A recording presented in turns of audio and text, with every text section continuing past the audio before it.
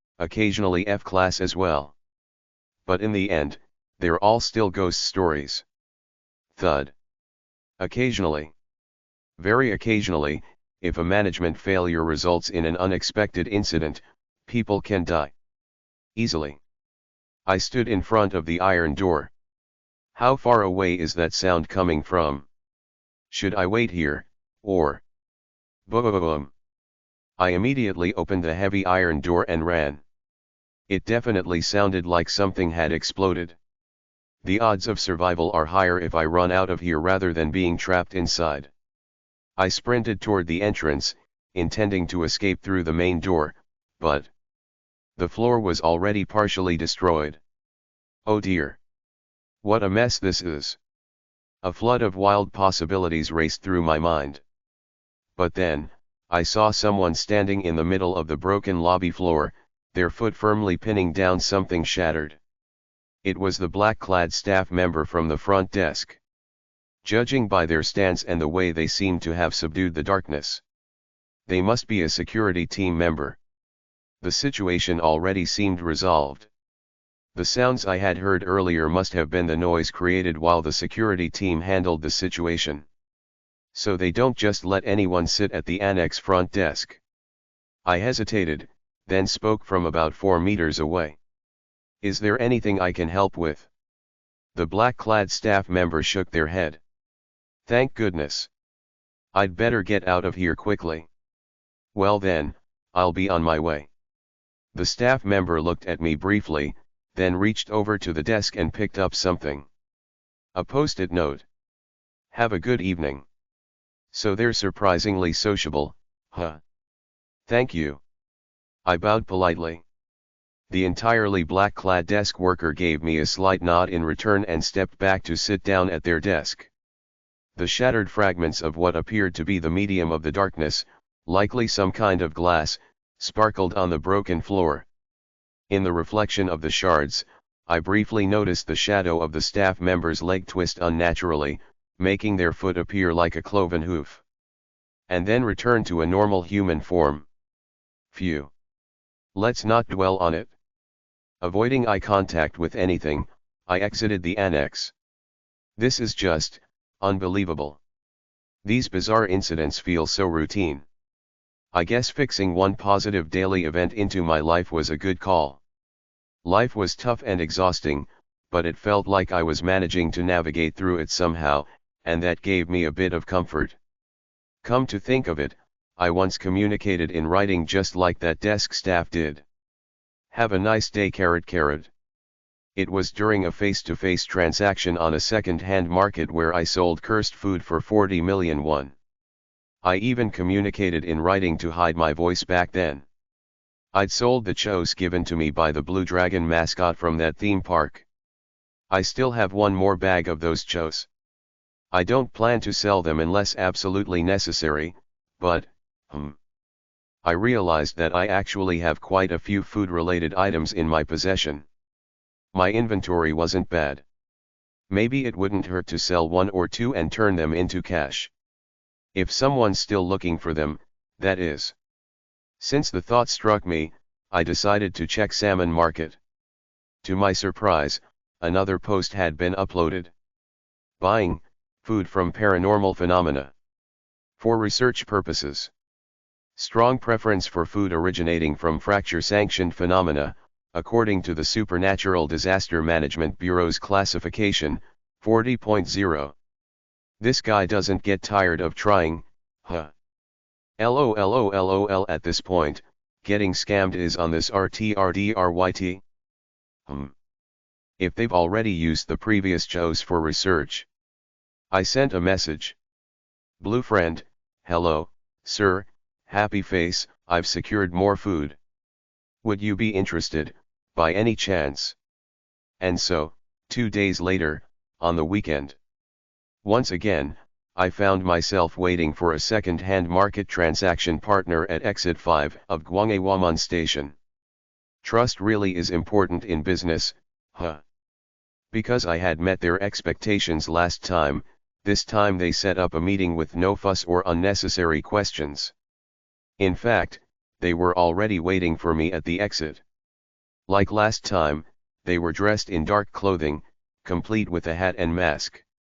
I recognized them by the drink box they were holding.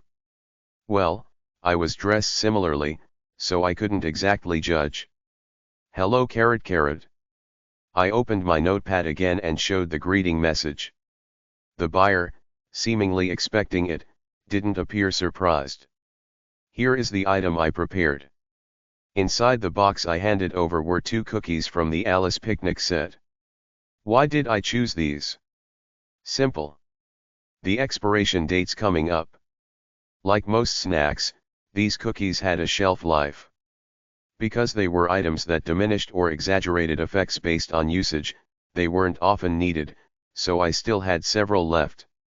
However, since the drink from the Tuesday quiz show had been such a life-saving item, I couldn't bring myself to part with it. Instead, I opted to let go of the cookies. Cookies are harder to use anyway. It seemed like a waste to just let them expire without being used. Using expired items. I didn't even want to imagine what could happen. Anyway, I presented the item and waited for the buyer's reaction. The buyer, just like last time, ran a gloved hand over the box before shaking their head slightly. This isn't exactly what I was looking for. As expected. It didn't seem like it would meet their fracture sanction standards. Mass-produced items like this have relatively low risk and feel more passive, so they're different from the bizarre objects directly retrieved from high-grade ghost stories. A bit disappointing, but oh well. Still, it was worth trying to negotiate. In that case, I'll purchase them for half the original price each. Thank you for the smooth transaction. If this person finds out about the existence of the alien shop, would they be so upset they'd try to kill me? Just in case, I decided to lay some groundwork. Hastily, I scribbled something in the notebook. Thank you. I really needed the money. These don't seem as dangerous as other foods, but since the expiration date is close, I suggest conducting your research soon. I'll add a couple more for you. I then slipped a small packet with 1 or 2 extra cookies into the bag. Think of it as a bonus.